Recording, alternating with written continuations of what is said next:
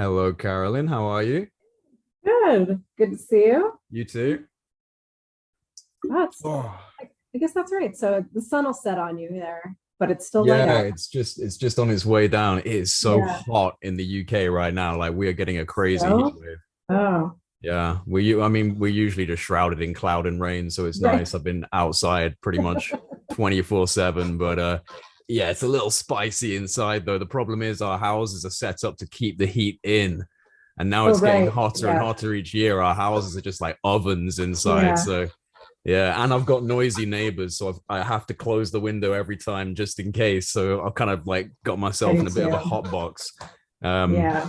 hence the cheeky unbuttoned shirt, but it's just to mitigate the heat, I promise. It's great to have you back on. And as we were saying before we got on record, we've both been having this kind of feeling that we want to get back into the consciousness side of this, the contact side of the UFO subject. Like you, I've kind of flitted between things that are important to me at the time. And I do like keeping up with what's going on with government. I like keeping up with Good. all the ins and outs of where it might go with that. But I don't really personally feel like that's what drives my passion for the subject. For me, it's about the fact that my early introduction into this was all centered around consciousness and centered around the fact that contact is possible. And I know that you watched my presentation that I did the other day, and you wanted to kind of get into that and give your own thoughts on this. So thanks for joining me for another conversation on consciousness and contact. Yes. Well, thank you so much for having me. Like I said, this is one of my favorite things to talk about, and it's such a huge area. You can go in so many different directions. So I feel like the number of conversations we could have are just as infinite as anything else. So, So have you been getting back into, because you said that you kind of been going here and there with what you're looking at in this subject. So have you actually been getting back into doing these types of contact methods, and have you been having some successes? I have. So, I'll say for me, I'm really finding a distinction between just like seeing UFOs and having a personal experience of it and with it. And so, for me, at this point, I've seen, I don't know, probably hundreds of UFOs, but many of those were just, I sort of felt like an observer. Like, you just look up, and I have night vision goggles, and you can go to a place like Sedona and you're going to see stuff in the sky. But more and more, there's been more personal and meaningful and profound contacts that have been happening. And part of the reason I was so excited to come in and talk about it is because some of them are very recent. So just as a quick recap, so I had my first, what felt like really deliberate contact experience about 2 years ago in Cape Cod. And it was meaningful to me in a number of ways, but one of them was because I had been asking, and I had really opened myself up, and I was about to go on this big road trip thinking that I'm going to go to all these UFO hotspots and special spiritual places, and that's where they'll come.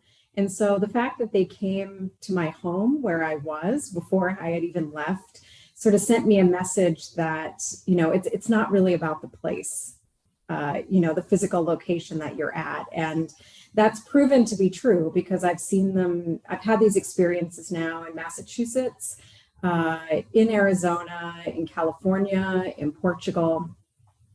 So they're really happening all over. And you have to then sort of think the common denominator is me in all of that.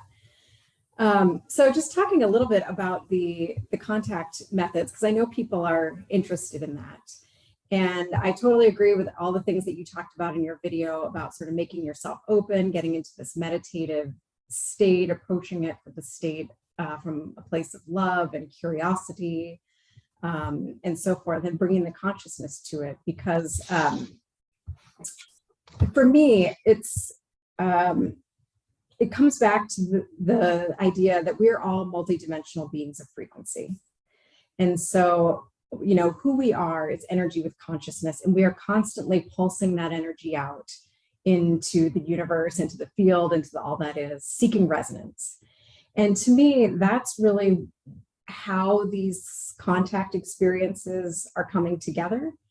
It's a reflection of the resonance that's happening. And so you can ask, like, what might be the basis of that resonance, of those energies coming together? And I think that's where it gets really exciting. But I'll just pause there for a minute. So there's more I could say on that, but just give you a chance to jump in. No, I'm quite happy listening to you, but I guess if I was going to say something at the moment, I'd ask you, what do you personally feel is the purpose of the contact on behalf of whatever these intelligences are? What do you see the reason for it being? Well, that's a big question, and I think that's something that everyone who has these experiences needs to answer for themselves. But for me personally, it feels like the development of a relationship, and the purpose of it and the meaning of it is to draw out of me a greater understanding of my own multidimensionality. And to help bring me along in my own expansion. I've dedicated my life, it's sort of my passion. The expansion of consciousness is my passion, and just exploring all different ways. And so clearly, things, beings, ships, objects from other dimensions is a very clear and expansive thing to have happen. So for me, I think part of the purpose is to get me thinking and bring me beyond the edge of my current understanding, to ask questions like, okay, what might be the basis of resonance that I'm having these experiences? And I think one of them is shared DNA.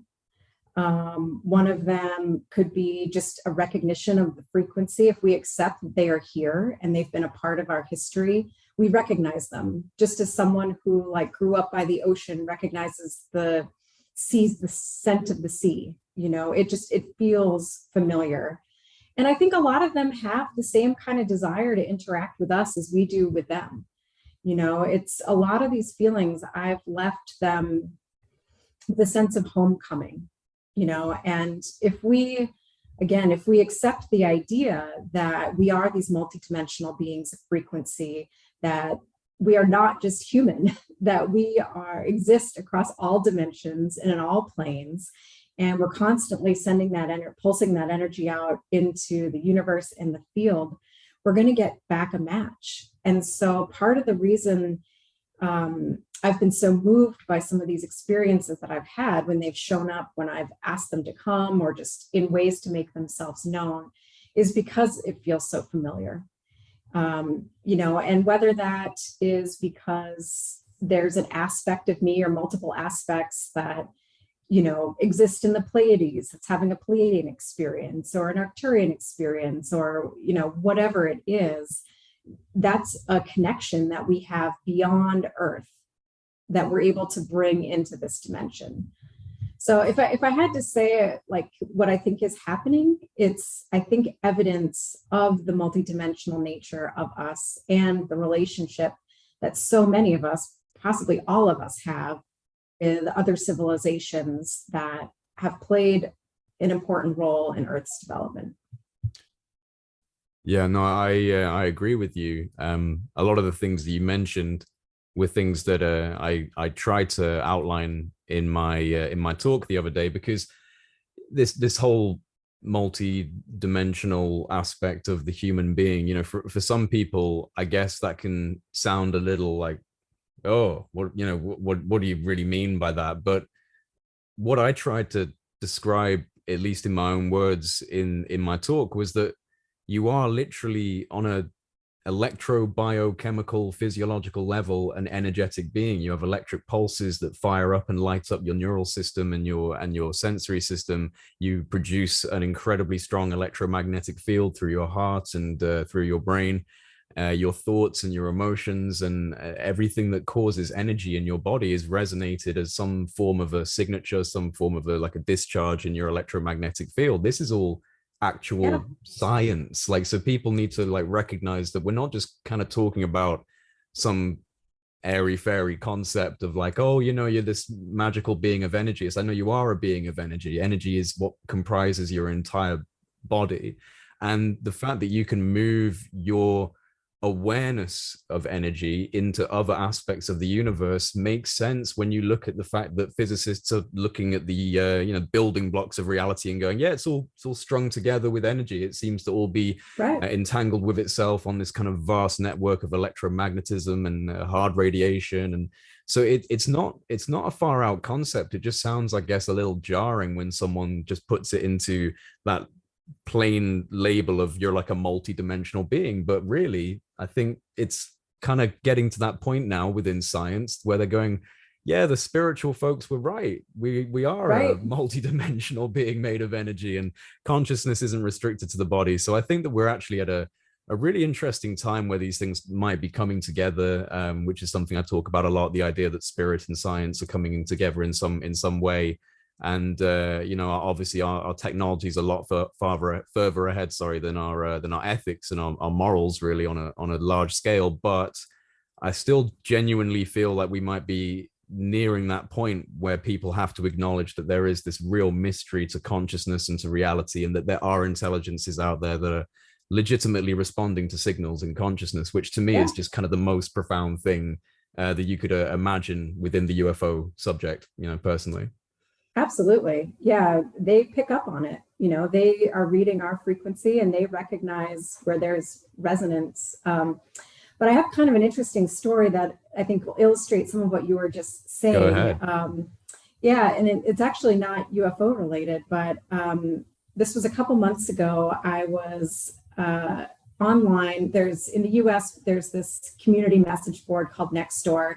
I actually don't like it. It's kind of petty and things, but for whatever reason, I was on there and I read a post by this guy who was looking for help. He said, I just lost my leg. I live in a second story. I'm looking, is there anyone who is out there who can help me? I can pay you a little bit, but I'm struggling.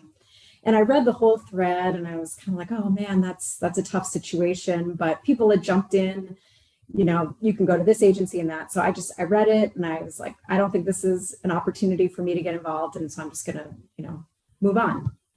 The next day, I'm not even in the town I live, I'm a town over, and I was moving. And so the whole back of my car was filled with all my stuff. So I couldn't see out of the rear view window. I'm stopped at a red light and I get hit from behind. And it was obviously fairly jarring. I look out the window and the guy's like, he's like, oh, I think everything's fine. You could just, I don't see any. And I was like, no. We're going to pull over. This has happened to me before. So we pull over and he's like, I'm really sorry. I just lost my leg yesterday or last week and I'm really struggling. And I was like, oh my God. I'm like, is your name John? And did you post on Nextdoor last night? And he's like, yeah, that was me. Whoa. Yeah. And it goes, there's actually another step to that. So, we exchanged it amicably. It was like, I know you're going through a hard time. So a few weeks later, I just decided to go for a walk and I'm walking, I go up the street and I pass by the hospital and I see someone whose like wheelchair has gone off the sidewalk. And so I go over to see if I can help. And it's that guy. No way. Yeah. And so my reflection, and so I was able to get him to his doctor's appointment. He was getting a new leg and everything. And but sort of what I took from that and my interpretation is it was basically, in reading his original post, he entered my consciousness. I had an awareness. I gave him, there was some emotion associated with it. He entered my consciousness. The next day, for whatever reason, he must have been in resonance with this coming together, but there was an opportunity, there was resonance between us, and a moment happened where our paths intersected. And sort of the profound, and then the interesting thing about that second event is I had told someone, now I'm a little nervous to have told this story, because what happened is I told someone this story, and then the next day is when I saw him in the wheelchair. So it's like I had reactivated him in my consciousness. And, I don't think it's like we don't have any divine path together. It's just, that's the power of consciousness, that you can put something in your thought and and bring it into being where there's resonance. And I guess the last thing I would say about it that was really meaningful for me, and I'll admit, when this happened, I was thrown for a loop. I was like, what the hell does this mean? But it occurred to me that, it wouldn't have mattered if I had taken 5 more minutes at my storage unit, or, I was in the left lane, and then I last minute changed to the right lane because I was going to go do a return. And it occurred to me, that in a world where there really is no time, it's like that moment was always going to happen. And it wouldn't have mattered if I was in the left lane or I was in the right lane, or if I had stayed 5 minutes longer. It's like, that's how powerful we are. And that's how this works. We have these perceptions of linear time, but it's not that way. It's all the present moment. And then in that moment, everything like comes together to have it make sense for us. Yeah. Like the almost like the wave photon collapsing down into a particle. Everything just is, it has to be this way for you to experience it, right? I mean, we have to be operating, at least right now as a human being, in a linear environment that makes sense, and we move forward, and I pick something up, I let go, it falls to the ground, these things make sense, everything's rational and reasonable. That's the way it's supposed to be, so that you can navigate through a life, through what we call a human life. But then it's that recognition that underneath that physical layer is just, it's a whole other story. And I think that that's what I was saying before, is we're getting there, we're getting closer and closer bit by bit. It's just that we are now in a period of human evolution where we feel we have to use really complex language, like, the coherent entanglement of 2 quantum systems, instead of just saying, hey, we're all energy, it's all one, and everything's being expressed as a, creative aspect of the one consciousness. Now it's quantum verbiage, and we have to try and break it down in that sense. But either way, it feels like we're getting there. It feels like that's where we're getting to. And this ties directly into contact. It ties directly into the idea that you can in some way produce a signal. And I do think that the majority of human beings are capable of this. I really don't think that this is something that's secluded to a small percentage of people. It's just whether or not you're open enough and you've gone through whatever life experience that's opened your mind up to it. Because I do think you have to have your mind opened up to it. For me, I was, I guess, in some ways fortunate, just because my path through life at that time had led me towards looking at consciousness anyway. And I've been kind of seeking answers. And then I was told about this idea of contact, but it was told to me at a time and in a way that felt like a very hard to dismiss answer that I was looking for in life. And so for me personally, it was quick. I felt like, yep, that makes sense to me. That tracks. I'm going to go out into my garden. I'm going to try doing this, because that actually feels like the answer of everything I've been culminating and bringing together through my research. So I understand that not everyone's going to have that type of path. And so for a lot of people who haven't had any sort of introduction to this, it's like, whoa, hold on a second. This is a lot for me to digest, which is why, again, I tried my best to just break it down in a way that made sense. I hope, that was what I managed to do with the talk that I did on CE5, but you're never going to convince everyone. And I think that for me, it's always about trying to find, like, how can I explain a really crazy concept, because it is a crazy. How do I explain something like this in a way that would translate to people that wouldn't normally believe in it? And that's a challenge. That's the challenge for all of us, I think, who are engaged in this kind of stuff, is how do we widen the area of the interest? And you have to find different ways of talking about it. Well, yeah, and to a large extent, talking is what we can do. It's obviously how we communicate. But for me, I'm really glad people are studying this at the scientific level. But for me, it's been all experiential. It's like humans learn through experience. And so that's why you just have to get out there, and but I will say too, it comes up, it's like, can anyone do this? Yes, I think so. But again, there is, I've taken people out and who have wanted to have this kind of an experience. And sometimes, like, we will see UFOs will show up and engage with us in a really personal way. And that's amazing. I've taken other people out and it hasn't happened. And sometimes I feel like, and I can usually sometimes pick up, it's like the energy's off. Like when it doesn't happen, there's like either someone in the group who like is a little scared or thinks, treats it like a joke, or just isn't there. So it's at the same time that I do think this experience is available to everyone. Again, we are talking about energy and frequency, and there has to be a match. And so if you're emitting sort of conflicting signals, that could act as a barrier. Your intention is very powerful, I think, and but also coming back to the consciousness aspect, some people say like, oh, you have this gift and this is like, I really don't.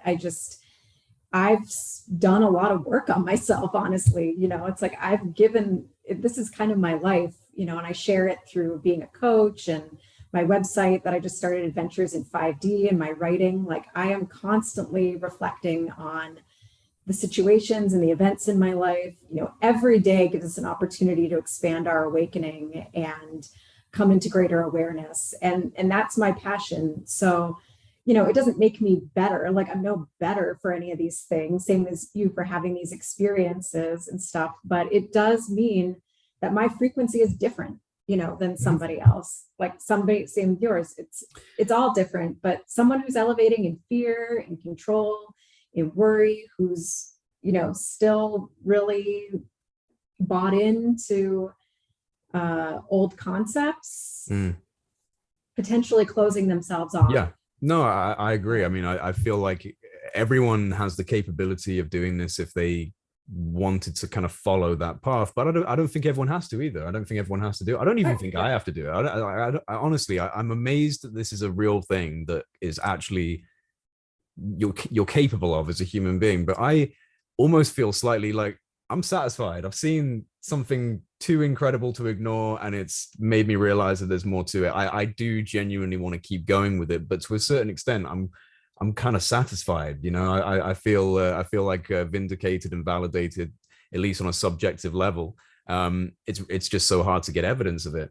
That's one of the issues that I always find is poking its head up with the contact community and just the UFO community in general. Is how do you get a good image of this stuff? And I kind of feel like with contact, it's, at least for me, it's just the fact that if something does happen, it's either too quick, like boom, like a flash of light or something strange, and obviously it's just like, you're not going to get that, or it's just mind-blowing, so you don't even think about using your phone. You're just like, oh my god, you're just staring at this thing and you can't even comprehend doing anything else. So I think people who haven't done this before and haven't seen those types of things, they don't understand just how much of your brain turns off when these things arrive. I would like to get to a point where I was totally clear, and maybe this goes back to what you were saying about feeling like a step-by-step process, like a progression. It almost does feel like they're trying to build you up to being able to face them properly without just your mind melting away. And I mean, obviously I'm not at that stage yet, because they just came down as little orbs of light, and it's like, I think that's about as much as Jay can handle right now. So just give him some orbs of light and see how he does. So maybe I need to keep going at it, because I do feel like it's a progression as well, like a step by step. And so you've had some recent ones. Do you want to talk about anything you've seen recently? So I went to Portugal and sort of on just a last minute, again, one of these things where there were all these synchronicities. I felt the need to go somewhere, and then all of a sudden it was like Portugal, and everybody, and retreat opened up, and so I just went. Real quick, let me interject by just saying that my friends are moving to Portugal. I've met some people who are now living in Portugal, and Portugal keeps coming up in my life. So I just wanted to let you know that that's a shared synchronicity for whatever reason. I mean, it is an amazing place. And so, so it was actually, once I was on my own again, I went to one of the many megaliths in ancient stone structures in Portugal, which I had no idea existed. But I was drawn to them on a map. And since I hadn't planned an itinerary, I just went. And there's one called the Almendres Cromley, I think, in the middle of the country, that's 2,000 years older than Stonehenge, actually. It's quite impressive. And I thought, what a great place to maybe see if some UFOs want to come. And so I went there, and when I first got there, I went, at night by myself. It's kind of the middle of nowhere. I was thinking I would be alone, but there was actually a camper van there and a guy, and I was secretly a little relieved because I was like, all right, well, you always get a little nervous going out there, but there was a guy there, and we ended up having a nice conversation.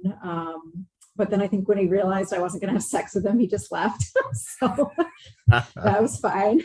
And it was after he left that I was starting to get a little creeped out. And I was like, all right, I'm going to go. And then all of a sudden, actually, the big part of that story is I was like, I'm going to go. You guys aren't showing up. And I was like, do you even hear me? And I just kind of had this cry out of like, do you hear me? Except I didn't even say it out loud. Not that it matters, and then all of a sudden this bright golden light appeared in the sky, and I recognized it immediately. And again, that's part of how I know, like I can tell, like it's a feeling that gets activated. Yeah, I know what you mean. Yeah. And it's also interesting, this has happened to me multiple times, and it kind of draws to the consciousness aspect. It's like when they're there, you always know where to look. Yeah. It's like you're always it's always the right moment. And it's kind of like I had a dog that if she needed to go out in the middle of the night, she didn't even need to touch me. She would just stare at me, and I'd wake up. And it's kind of the same thing. It's like you just all of a sudden you're looking and it's there's been loads of times where I've just literally looked up at a patch of dark sky, and then I'll literally see the orb come in through the dark, like it appears as I stare at that particular space. And that happens too often to kind of dismiss it as well. Right. So there was this bright golden light, and I watched it for a little bit, and I was like, all right, that's you, and or something. And I did film it for a little bit. So I have a YouTube channel. People can see the video there. It's Adventures in 5D. I'll play it while we're talking. It'll be up. Oh, cool. And it's a cell phone video, so I take it as it is. It is what it is. Yeah. Yeah. But so I videoed it for about 30 seconds. But then to your point, I was like, this is too cool. I was like, I want to see this with my own eyes. Exactly. Yeah. But it was in the sky for about 5 minutes before it disappeared. And usually aside from just that feeling I get. Did it move, or was it just stationary? Yeah. No, it moved across the sky until it just vanished. But usually how I can tell is it's, 3, 4, 5, sometimes bigger than a planet. And it's much brighter. And when even through the cell phone, I can see it morphing, like the colors. And so anyway, that was a really powerful experience. And when I got back, I looked at my video, got my laptop off, and sure enough, I saw like the morphing and the different colors and the energy field around the object. And that's how I've recognized it in the past. And that's when it started to occur to me of like, maybe these aren't just like drop-ins or people, coming down and just saying hi. Like, these might actually be related to one another and also related to me. And so I started having those thoughts. And the next day I went out, the retreat I was at, part of it was like an opening to channel. And I'm a novice, it's not like I'm standing by, flooding me with messages, but I said, if they can hear me when I'm out in a field at night, like they can hear me then, they can hear me now. And I'd really like to hear them. And so I started trying to have a little bit more of a two-way conversation, and some words came through and some energy came through. And it kind of made me realize like these sightings that I've been having are evidence of a relationship. Like, not that it's necessarily the same beings or the same ship, though there are some similarities, but it's the same. There's something related or similar about it. And so the next night I was out where I was staying, there was a deck and a hot tub. And so I was out and I was just thinking about all this and looking off into the distance. And the same thing happened again. I was talking to them and they came back, and I filmed them again a little bit and just watched, but it was the same sort of thing. So it just felt like, you know, I was asking, do you hear me? And the answer was yes. And it was like, do you know me? And the answer was yes. And then it was like, do I know you? And the answer was yes. And that really just changed my thinking of the whole thing, that I'm not just having sightings, I'm participating in a relationship that's unfolding in a really incredible way. And I'll just quickly go on to say that the last 2 or 3 weekends, one, I was in Lake Tahoe with some friends, and this might have been more of a passerby, but we saw some things and one powered up for us, which is really cool. And then last weekend, I was like, you know, I feel the call to go out. And so I went out by myself, and I set the intention. I brought my camcorder because I was like, you guys come now. I know that you come, and I know that you hear me, and like, why would you not come? So I went out like an hour before dark and stayed for about an hour. So I was out there for 2 hours, and I wasn't meditating. I was in conversation with them. Yeah. And I was working through stuff, and I opened the dialogue, and they came, and it was the same thing. So it just, it blew my mind, but also not. It's like, this is the miraculous. Yeah, you get weirdly stuff. used to it. You're just kind of like, oh, great. Like, you know, it's funny. Just kind of listening to you, and I'm sitting here thinking about everything you're saying. And it's hard not to go down the spiritual route with this type of stuff, because it is just otherworldly, and it does have that profound emotional impact on you of feeling like you're connecting with something that's far bigger than you are, but it's showing you that you're also powerful and you know, a creative being that can reach out through consciousness. I mean, it's endearing.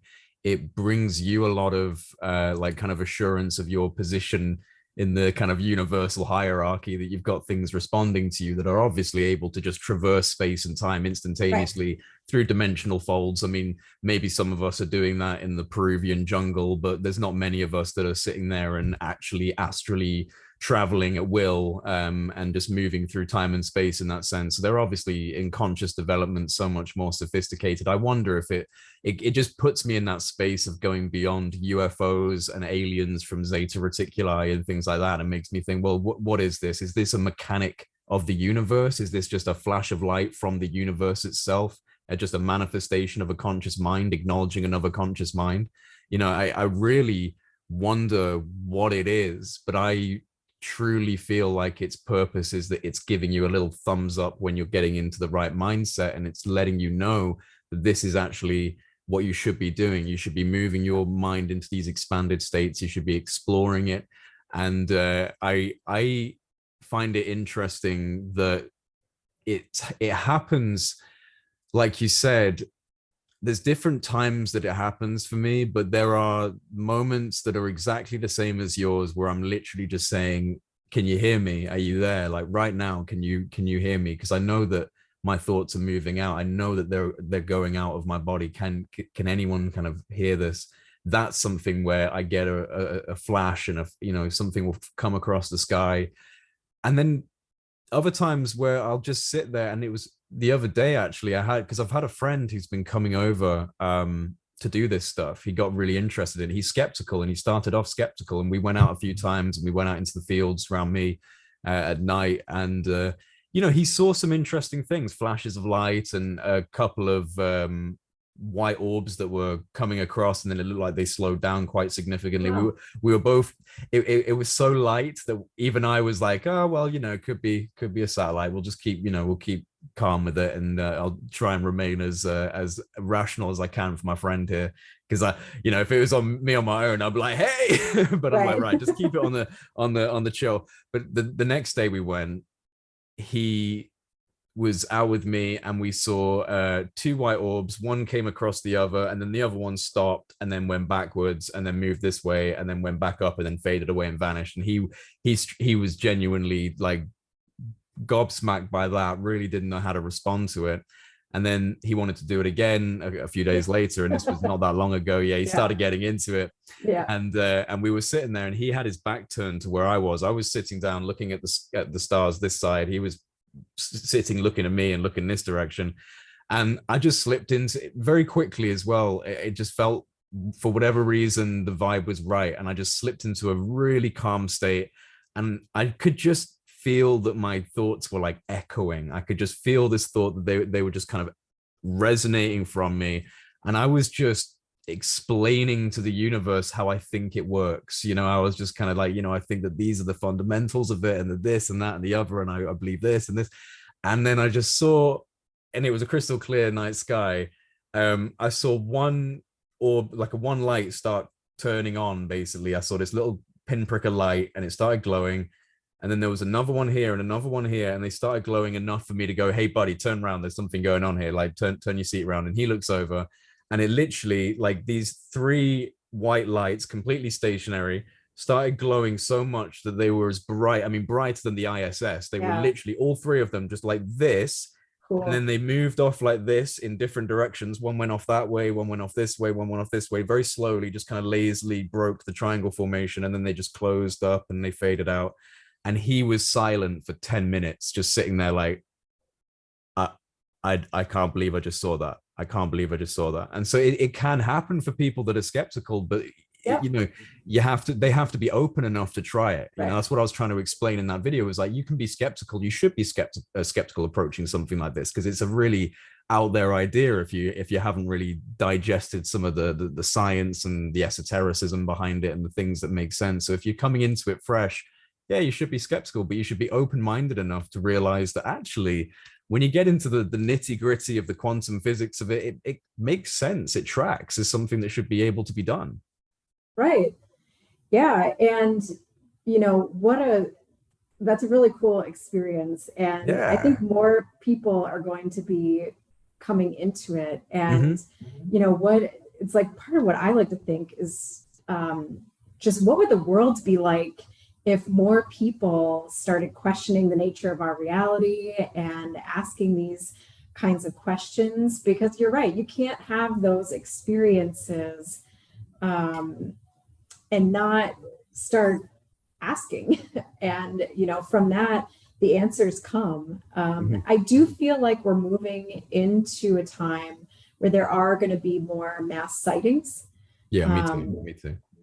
I feel like disclosure is not in the hands of the government, and part of our evolution as a species is coming into awareness of our multidimensionality. And this is just one of, like, a very exciting, tangible way that we can do that. Not to say it won't be, a little messy and chaotic at times, but I feel like we're all kind of calling out for it in a sense. And in our own ways, like, there's different avenues. This is one way in which this is starting to open up. But I also feel like with your friend and other people I've been with who are maybe skeptical but open, there's something that clicks in there. I mean, I can't speak to your friend, but I've seen there's something that clicks that's like a remembering. It's like, it's a familiarity, it's a knowing that of like, of course we're not alone, of course we're part of something, this vast web of existence that has other intelligences and life forms. And it's just, it's sort of that light bulb, or just like something you always knew but just had never really been relevant or pertinent before. This is it's funny, one of the people I love listening to, I'm sure you're familiar with Terence McKenna. I not so much, but I know the name. Not so much, but you know the name. So he's like the patron saint of psychedelics. He's the guy that has just done countless lectures on DMT and ayahuasca and popularized them in the West, and was one of the first people to go out to the Peruvian jungles and try these things.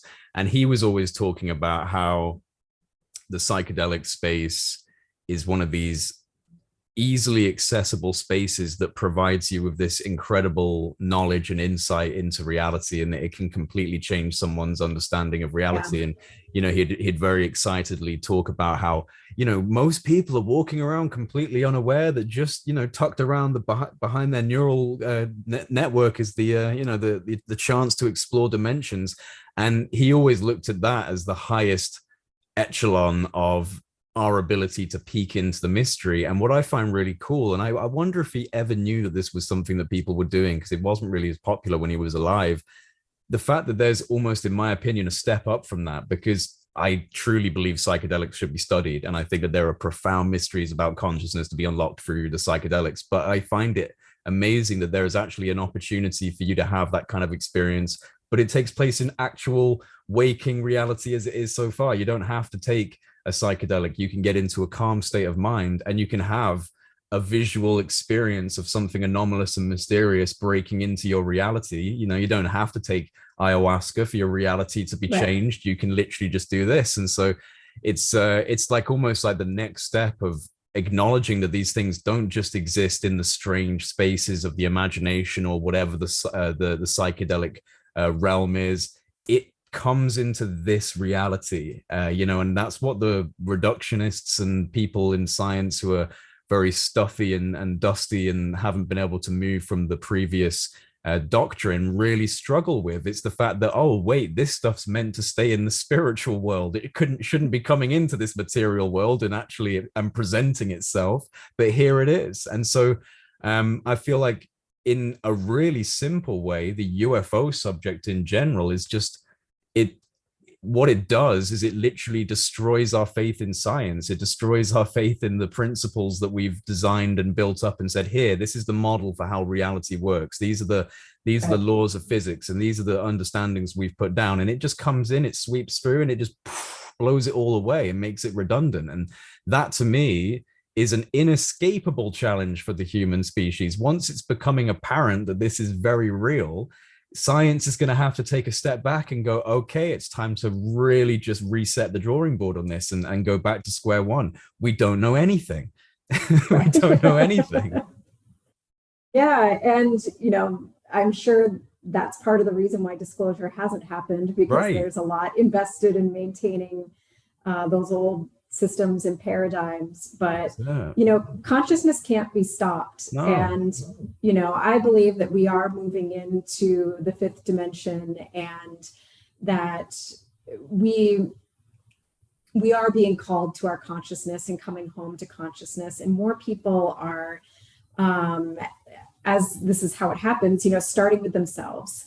And so just for me, it's, you know, being able to have these multidimensional experiences is great. And I love it. And it's a big motivating factor for me. But, you know, really what consciousness has done for me is brought me peace, you know, and it's brought me happiness, because really what it is for me is it's a knowing, and it's an expansion of my awareness. And it's changed how I process information. The meaning I give things. It allows me to absorb things in a different way, see from new angles and perspectives.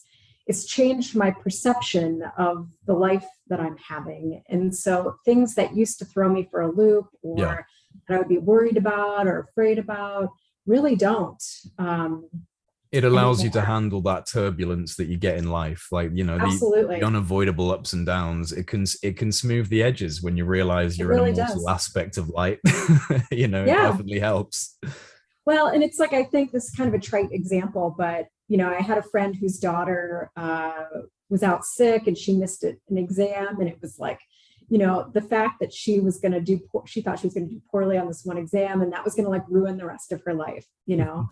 And it's like, how do you tell someone, you know, who's 15 or whatever, of like, you know what, like, this test is going to be what it is, and you'll go on to live a beautiful life no matter what. But it's like that perspective that we're able to elevate ourselves into, and starting to see that all the things that we conceive of as problems, really, or setbacks or things, are really just opportunities to change our perception. And so, you know, I'll just give a little plug for a moment here. But so that's really where I've shifted. I was in a corporate career, but where I've shifted into this work to align with my passions is through coaching, and I have a group practice circle that'll start in September, where we're just going to get together as a group and learn how to apply higher consciousness, fifth dimensional thinking to different areas of our life, so that we elevate our thinking and learn to practice it. Because it's going back to something I said earlier, it's, I've read tons of books and I had all the, any number of things come into my brain, but until I had the opportunity to experience it, different choice, and to really process it through a real situation, the growth didn't happen. It was it was just an idea. And so in a sense, this is an idea, but what I'm hoping in this group is that we'll take real world situations and ask questions like, what's the highest perspective available to me? How might I think about this if I didn't immediately fall into fear? What's another way to interpret this in a way that I can grow from, and those sorts of things, as well as just the writing on my site. It's embarrassing sometimes. I share a lot more about my personal life than I would expect to be comfortable with. But I also believe, and this is getting a little esoteric, but part of consciousness in the one mind is that we really are, we're not separate from the energy that sustains us. And all of those thoughts, they're not just being read by ETs, they're out in the field for anyone to pick up on. And at higher dimensional civilizations, there really is no privacy of thought. And that's scary for some people, but that's where consciousness comes in, is to understand that you to have compassion. It's like, that's the kind of thought that you would have when you're dwelling at that, when you're exploring or dwelling at that frequency. Yeah. And yeah. No, I'm sorry. I didn't mean to kind of interrupt. Then I was just going to say, I think it's that whole idea of like, it sounds scary because we're vibratory on a lower dimension to these beings. I mean, because we have all sorts of ugly thoughts and things that we don't want people to think about. But if you've evolved to a point beyond those types of thoughts, because this is the thing, like, we're balancing so much between people going, oh, this is just woo-woo spiritual stuff, and then science saying, actually, no, there's some compelling evidence for this. It's the same with thoughts on the cellular level. We now know that the thoughts that you have and the way in which it impacts you on a physiological level can lead towards illnesses. It can lead towards ailments. It can lead towards cancer development. It can lead towards all sorts of problems for you if you have negative thought patterns that are continuously bombarding you. And the same can be said on the inverse with positive thinking, is that it can actually increase and make you a healthier person physiologically. Yeah. So on that literal level, it is better to be thinking positively. And so it makes sense that on a much higher expression of dimensional evolution, if that's what we're going through, that at a certain point you don't even have those types of things, because your vibratory being is too sensitive to even let it go in. It's too damaging to even interact with that type of field, and we're still on a lower enough level for us to have those types of things coming in and out of our brain. Plus our society resonates it out continuously. The news is just a fear machine, and politics and all of the wrongdoings and corruption in our world that's just continuously thrown at us. I mean, you can understand why some people would say it's some sort of major plan to keep us subjugated and to keep us repressed and to keep us from evolving properly in consciousness. But that's what I find really interesting about the time that we're living in right now, is there's this really weird duality going on, because the mainstream media will make you feel like the whole world is falling apart and that we're on the brink of absolute destruction. And yet all I see, if I don't tune into that bullshit, is people waking up and people talking about things that they've never been talking about before, and more people expanding their ideas of what reality might be, more people challenging the status quo of reality in all sorts of levels, from the society to the politics. And so for me, it's like, there is a genuine destruction. It's the destruction of the old archetype. It's the destruction of the old, outdated and inadequate system. And so there's going to be some turbulence. There's going to be some scary moments. There's going to be that. And they're going to make it look like it's the end of the world. But it's not. I think it is genuinely, without getting into some sort of prophecy style rhetoric. I truly feel like we're in some sort of awakening process, that we're coming into being into a next evolutionary step. You could just see it as evolution. If you wanted to get into just the science of it, it could just be the next step of human evolution. And for us, because we're more complex than just a plant or a basic animal shuffling around, our way of seeing the next step of our evolution is us going, there is an awakening process. Our consciousness is awakening. And so for us, we're being driven to move forward. We're sentient, so we're aware that we're moving forward. And so for us, it's expressed in this whole idea of, in my intuition, I just feel like we're waking up. I feel like people are doing this, and it's being expressed on this planet. So yeah, we're in such an interesting time. Yeah.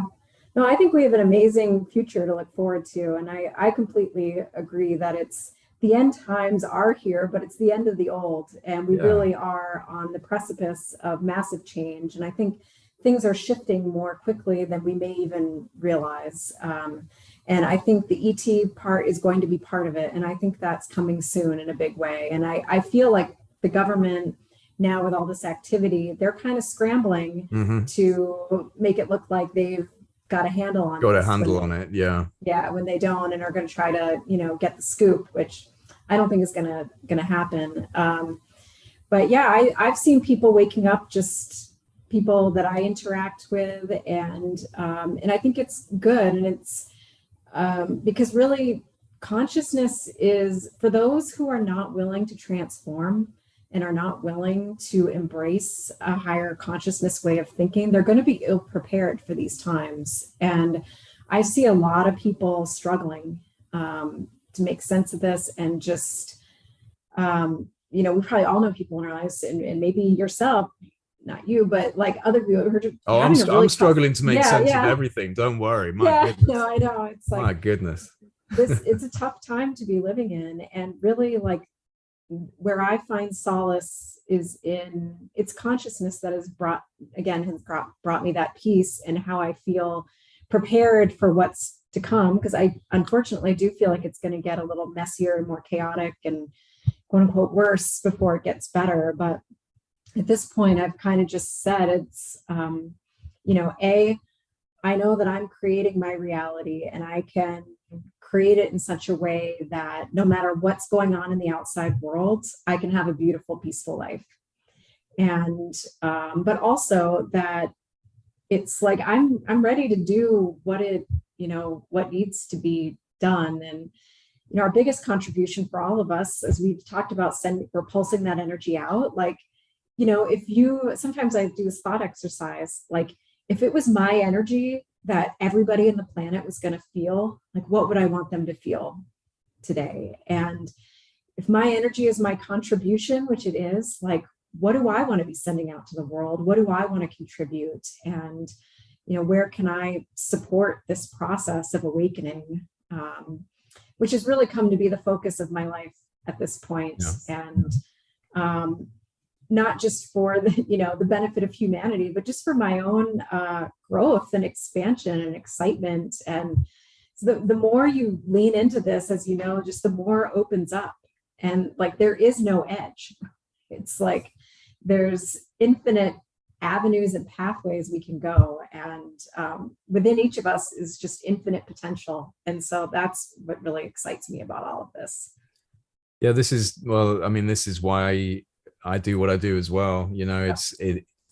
At a certain point in my life, I just felt like I need to be expressing these thoughts and ideas. And maybe there's other people out there that feel the same way as me. And especially when I have my contact scenarios with the orange orbs, that was it. That was when I was like, I need to talk to people about this. And, there'll be people listening who remember my platform when it was just that. It was literally me running off to the forest and putting a camera up on a branch and just like away from everyone who could hear me, you know what I mean? And being like, you can do this thing with your mind. And I look back on those videos, and I mean, as much as I was trying my best, I'm like, oh man, just like too frantic. And I've tried to like figure out the best ways through trial and error, over the years of talking to people about this and being labeled as crazy and losing a couple of friends across the way. And, that's just the way it goes with this kind of stuff. And you've been on a personal journey, but for them it's like a complete 180-degree turn in the way that you were viewing life. But like you said, it gives you that completely different perspective on not just wider reality, but your own life. And I think when it comes down to just that basic understanding of consciousness being more than just a generated brain phenomenon, if we're going to say, and I think we're both on the same page here, that we truly believe consciousness is an awareness field within reality, and we're just kind of receptors and like little focalized receptors of that as a human form. When you have that type of understanding, and for me it just came from click click click click, year by year by year by year, thing by thing, event by event, paying attention and going, oh, that's weird, and learning more and being open to it, and eventually getting to a point where I felt like this really is the way that I believe life works. When you have that, it does allow you, I guess, it gives you a wider perspective when it comes to dealing with trauma and pain and ups and downs in your own life. And I've gone through some difficult situations of late that with some friends, and it's funny how I look at it and I see it as such a necessary healing experience. But before, I know I would have not felt that way, because it's a very good friend of mine who I'm no longer kind of speaking with. We had a bit of a disagreement. Hopefully we get back together and are talking again, but at the time being, it's it's not happening. So that was very upsetting to me. But I realized that I was maybe not in the best relationship with that person at that time, that I was distracting myself from things that I was supposed to be doing, and that they were distracting themselves from things they were supposed to be doing, and we were maybe not feeding into each other's lives the way we should have. And I thought about it. I sat down and I was upset, but I thought about the situation and put the pieces together and realized actually this was maybe exactly what needed to happen for me to wake myself up and kind of be like, right, I need to focus, and for him to do the same thing. And I just feel like that kind of recognition of it being another click in the road has only come because I've had more of those clicks in the road beforehand. I've paid attention and I've listened to life. And so if you have that realization that life is conscious and it's speaking to you, and that signs and events and people and places are all language, it's all ways in which this construct is communicating with you. When you sit on your bed at night and you're going, oh, I wish this was happening, or this, that, and the other, pay attention to life and see what's actually moving around you. If you don't, then you might miss it. And there's been loads of opportunities I'm sure I've just completely missed, and it's gone right by me, and the universe presented it and I just didn't see it. But over time, you get better at it. You get better at like observing it, if you're paying attention. Well, and it always comes back. And it always comes, always. You're not going to miss a lesson. It'll find a new way to keep You'll just keep trying new methods until the methods get really aggressive, and then you're like, oh, okay, I'm learning now. I'm learning. Got it. I mean, I totally agree with you. And every day is full of so much data. I mean, in a sense, that's sort of how I think of consciousness. It's just, there's so much data going in and going out. And so like if I had to say there was the single most thing responsible for how I've transformed in my life, it's being willing to examine myself. And anytime I feel a little off, I have a feeling, I stop and I say, okay, there's some sort of inner tension here. And that means I'm out of alignment. There's some belief that I'm holding that's out of alignment, or there's some invitation here to come into a deeper awareness or knowing or acceptance. And, I work with it, and I try to bring the highest perspective possible to it, and the greatest gentleness and compassion and self-love to that as possible. And that's really some of the process I take people through in my writing. It's like, this happened, and this is how I worked through it and what I took from it.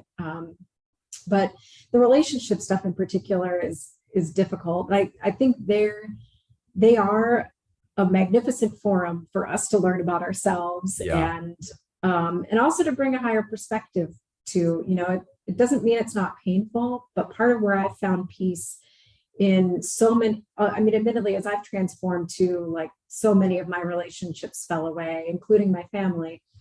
And, at the end of the day, it's just a lack of resonance. I don't need to tell myself a story about it. It doesn't have to necessarily be about me or anything wrong with them.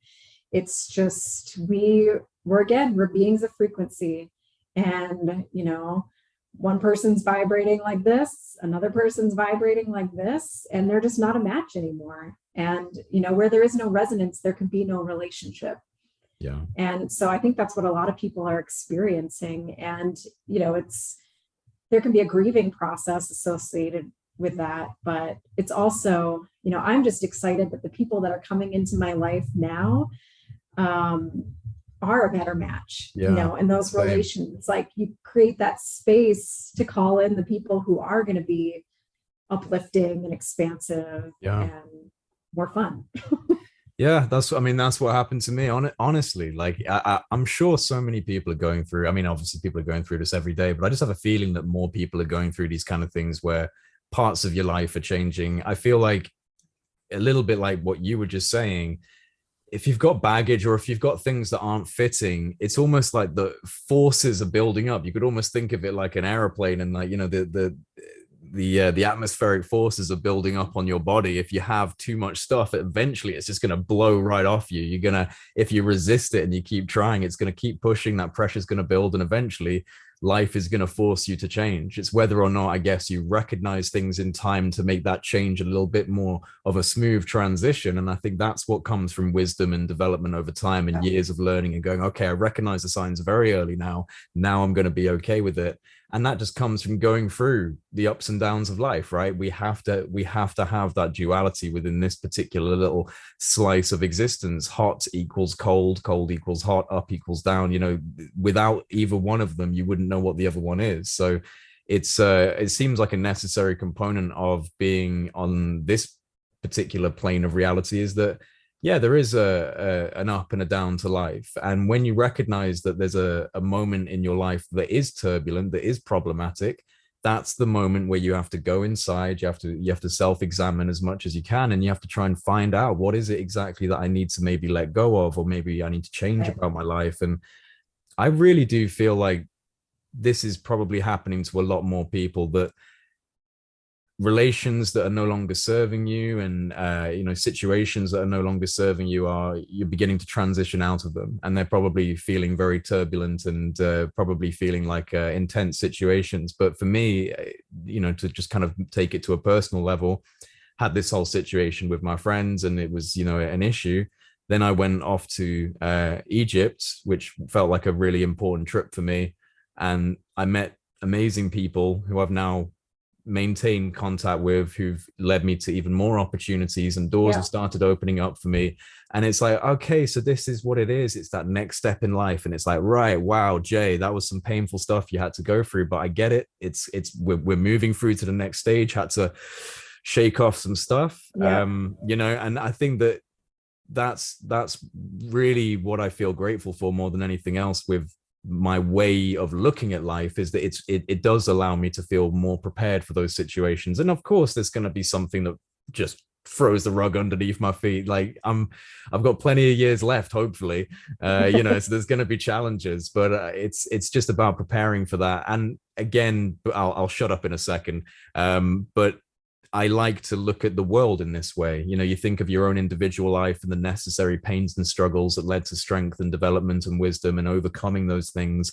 And without those challenges, you wouldn't have really grown and developed. So you do have to overcome certain challenges. Extrapolate that out and look at life. My goodness, there's so many challenges happening right now. There's so many developments and tensions. And I feel that's good evidence for a transition. I feel that's good evidence for the positive coming in over the horizon. We've just maybe got to be patient a little bit, and also proactive, and do our own small effort to just raise the energy, raise the resonance, have conversations like this. This is my solution, this is your solution. We have these conversations. You have your website, we try and talk to people about these things. That's the way that I feel I can contribute, in my own small way. And I don't think that we have to try and look at it as if, right, I've got to tackle the entire structure of global corruption. Right. I mean, that's just not gonna, you can't look at it in that sense as one individual. But what you can do is bring a little bit more love, a little bit more happiness, a little bit more resonance. And and that's what we're doing, I think, I hope. Absolutely. And I would say to people, it's like, you're not alone. It's like, these are tough. Yeah, these are tough times for everyone, but we are on the precipice of change. And as a little bit of hope, I guess, how I've experienced in my life is, if we think of it like a video game, you know, it's like you spend a while kind of at those lower levels and it's tough and you're building the skills, but, you know, eventually you reach a point where you can advance to the next level and you get good at that, and then you go up, and it's always hard. You know, the second you go up into that next level, it's always hard as you need to, it requires greater mastery. Yeah. But each level actually like gets easier, in part because you've built so much skill, so much mastery, and you understand the game. You start understanding the game that you're playing, and you know where things are going to come at you at the video game, because there's only so much that really can. And so even though it feels hard, you know, sometimes like I take hope of like, you know, I'm playing at the higher levels of the game.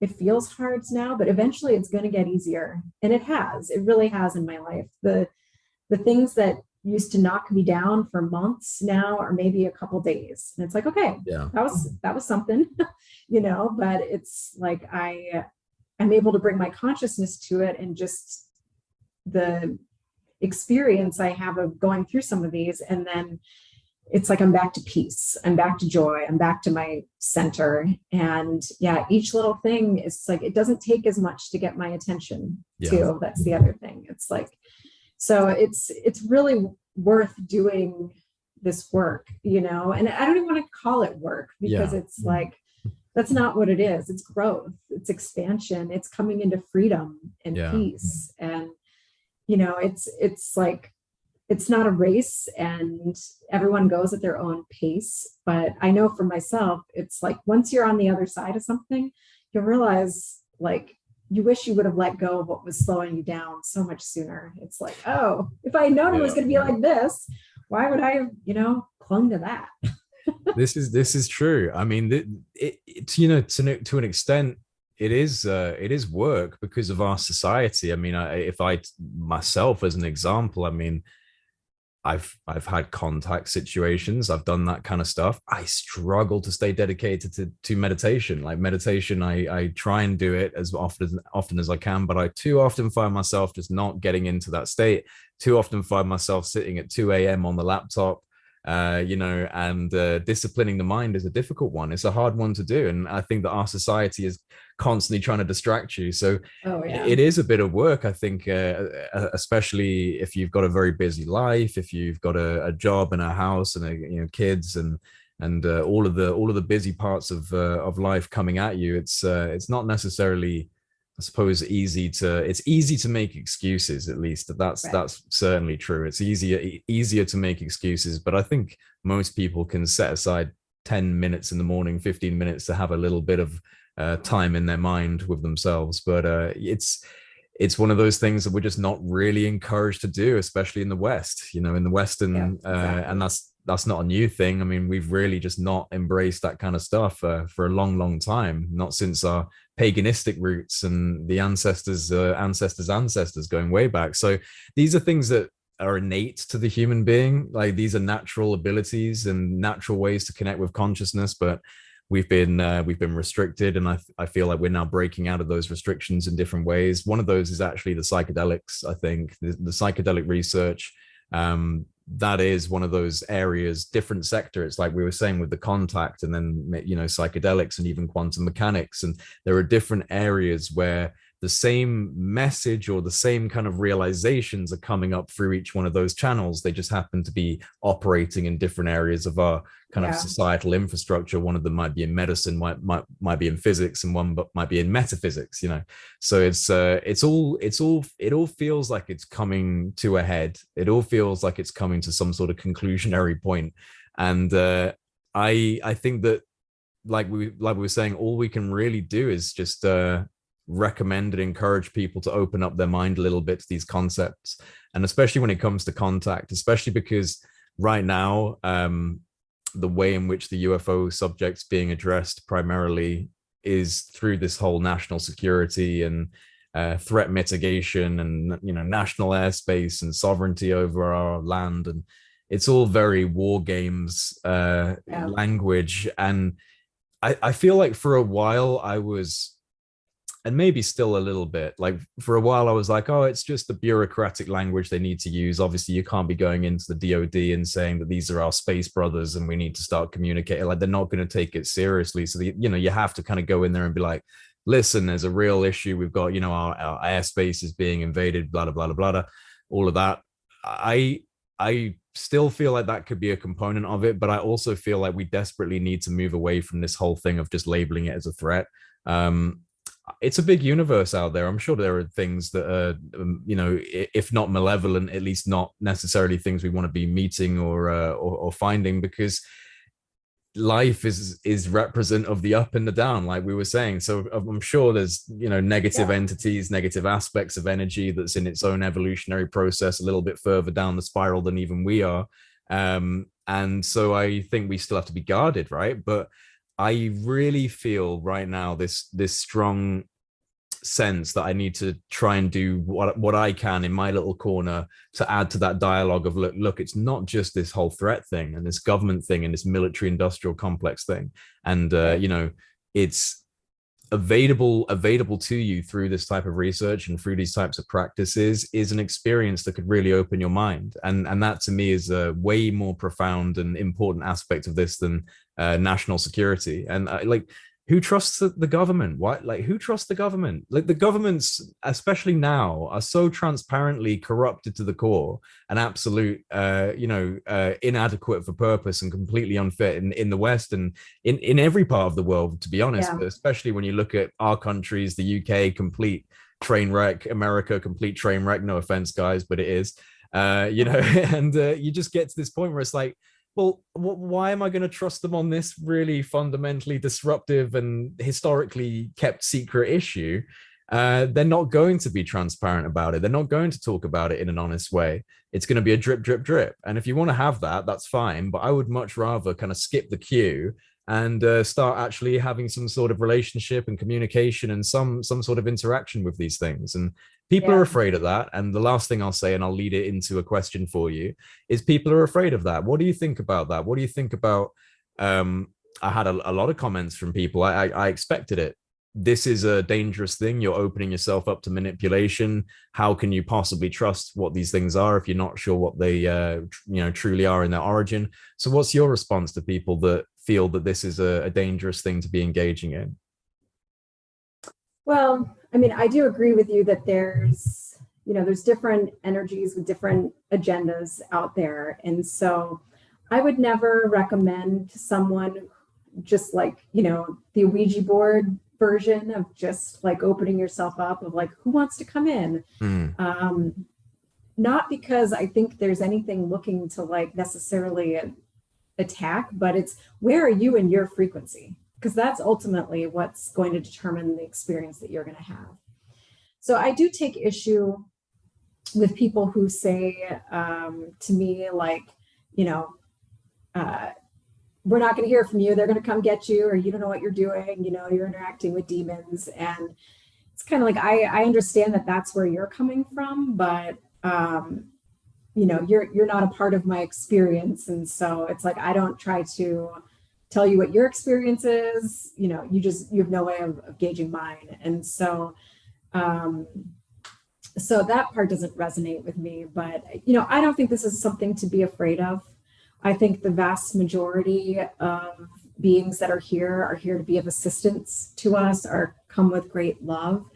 And the best way to have a loving experience with it is to approach it with love yourself. Yeah. As you were kind of talking about in your video. So, if you approach it with fear, I mean, it's just like anything in life. It's like if you are going on a trip and you think it's going to suck and like you really don't want to go, you're probably going to have a bad time. Your luggage will get lost, or you just like won't have fun. Mm-hmm. It's the same thing. If you go out there thinking it's going to be scary and it's demonic, like don't be surprised if that's if that's the experience you have. Not even necessarily because that's what's happening, if there's any kind of objective reality, but that's the filter that you're bringing to it. Yeah, I think they don't. I think to a certain extent, at least maybe some of those types of people might be just underestimating their own ability to set an intention, and for that to be a powerful thing, for you to actually have like an emotional grounding, and to believe that that's strong enough to inhibit any sort of negative experience. Like, I truly just do not believe when I'm out there doing it that I'm going to have a negative experience. I'm like, no, I'm in a completely positive state. I'm asking for things that are on that level or above it, only on this Yep. level or above it, nothing below it. And I trust that that process is going to yield that kind of result, and it's never given me a negative experience. So I think that maybe some people just doubt their own power, just they just don't believe that there is that capability within them yet. And I think that's something that you need to realize, is that as an energetic being, both on a spiritual level and on a physical level, as an energetic biocomputational system, you're a powerful thing. You're a powerful thing. And the output of your resonance dictates what life reflects back to you. And so if Exactly. you're going to reflect that positive light, it's going to shine that right back at you. And I truly think that's what you're getting when you have these successful contact scenarios. So I mean, I'm guarded against just kind of encouraging people like, yeah, go out there and just, fire your mind off. But that's why I do tell people to take it seriously and to, ground yourself in that state, and to make sure you are approaching it from that state. But I think the ones that are afraid just don't feel that that's going to make a difference. Like, they're just like, I don't think Jay's right. I think that you're still going to get manipulated, even if you're coming from that point. And, I'll tell you folks, if they're manipulating me, all they've manipulated me into is having great opportunities, waking my mind up, embracing Yeah. life, embracing love, embracing my own immortality. So, I mean, it's a really weird trickster, because Yeah. it's definitely putting me down a path that I'm grateful for, Yeah. Well, and people can bring a victim mentality to anything, Right, and especially that's, these days.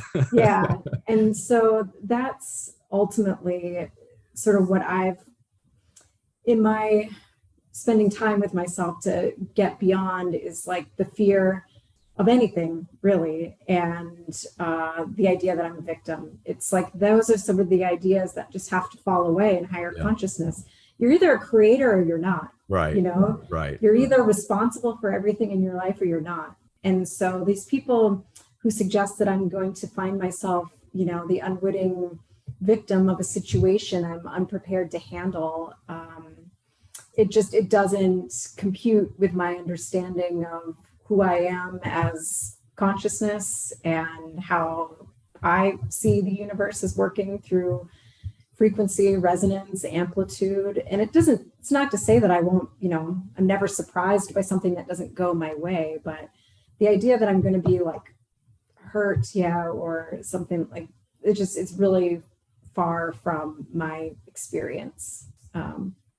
And I've also said, though, I have put out there, I'm like, if there are negative entities, I don't think I'm a match for them, but it's like, if there needs to be someone to go like hologram to hologram with, it's like, I'm not afraid of them either, and that's why it's like, all right, you decided you want to show up. I show up as human form. You decide you want to show up as some like giant scaly lizard, like, nice costume. We're all still source. We're all still energy. Like, oh man, you're braver than me. I mean, I'm not saying I'm like, oh my God, I want that, but there may come a day when it's like we have to confront some of these influences that have been here. And so I don't have like a hero complex around it. I just assume not do that. But it was just part of me feeling comfortable of like, I can handle whatever comes. Yeah. And if there is a time to stand up for the human race, like, now is certainly the time for it. Yeah, we need people like this in greater numbers, which is why I wanted to get you on. I mean, I like doing the talks with the government guys and program guys. It's fun and it's good, and it's cool to get into that stuff. But you and me both know that there is just this whole other aspect to this subject, and so many other people are sitting there patiently waiting for things like this to be talked about. I will admit, did you watch the Gary Nolan interview, Tucker Carlson? I did. Ooh, like there was some stuff dropped in that. I mean, not all of it necessarily positive towards the phenomenon, but there was like, some pretty intensely disruptive ideas thrown out in that conversation. Yeah, I watched that last night as I was cooking dinner, so it didn't have like my full attention, but yeah, listening, there were some things that jumped out of even just the more people with that kind of credibility in the Yeah, scientific field, and then to say this is real and to suggest that there are materials, and just to put into the collective consciousness, like, this is exactly. real.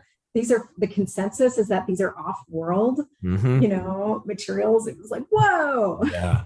I you mean, know? I honestly, I don't want to sound like I'm over exaggerating, but I truly think that that was the most important interview that's dropped since like the whole 2017 narrative kicked off. Because, like you said, it introduced so many concepts into the collective conscious that will actually streamline the introduction of things like this whole idea of consciousness being a field, that there is an intelligence that can respond to it. So people are getting more open to it. I guess maybe that's to a certain extent why I felt driven to start talking about this more. Is it's like, right now we're entering into a step up in the discussion. And I do want to see things like crash retrievals being talked about. The Admiral Wilson documents are starting to come up again, which is good. And that would be interesting if anything actually manages to get taken out of the black labyrinth of projects and special access programs in the U.S. government. But for me, the whole concept that this is related to signals and intentions and abilities that humans have natural to them, and that there is an intelligence that responds to this, it's that's the game changer. That's the one that I think would actually wake people up on a level that would change the state of play, maybe even on a global scale. Yeah. And I think we're almost there. Yeah, I agree with you. I feel like we're on the cusp of a tipping point, and just like how that works, it's gonna be really fast. I think once this sort of reaches a critical mass yeah, in our minds, in our experience, and especially if there's a catalyzing event, like either some crystal clear footage or just a mass sighting, like another Phoenix Lights kind of right. thing. That I think this is going to enter our collective very quickly and be disruptive, honestly. But part of what I love that there's people like you with these podcasts is there needs to be an alternative place for people to go to have conversations about this, because like you said, I mean, do we really want the media brokering this conversation, or the government to have this be like, I think that it's already sort of out of their hands. So I hope, like, I would love, I am expecting some sort of major event. I don't know when, I don't know what. I think it involves spaceships, but I do think that there will be some kind of catalyzing event. And I would love, whether it's the news or the internet, I would love for it to be voices like yours and other people, maybe mine, instead of the Lou Elizondos and the Christopher Mellons. And not that they don't have anything to contribute, but it's like, we need to broaden We need to just take it outside of the government conversation. talk and Yeah. government speak. And yeah, no, I agree. I agree. We Yeah. need to, this is not the kind of subject that does well under bureaucracy. It needs to Yeah. just be openly discussed, openly explored. And I think we're getting to that point. But you know what? This has been a really good conversation, Carolyn. It's always nice to get on and have a talk with you about these kind of subjects, because we Likewise. have such similar ways of looking at it. And I think that we flow really well on these types of ideas. And by the way, for everyone listening, links to Carolyn's work will be in the description box below for her new website. So make sure you check all of that out and give support to her. But thank you so much for coming on for a talk. Well, thank you so much. I had a wonderful time. Like I said, this is like my favorite stuff to talk about. So anytime.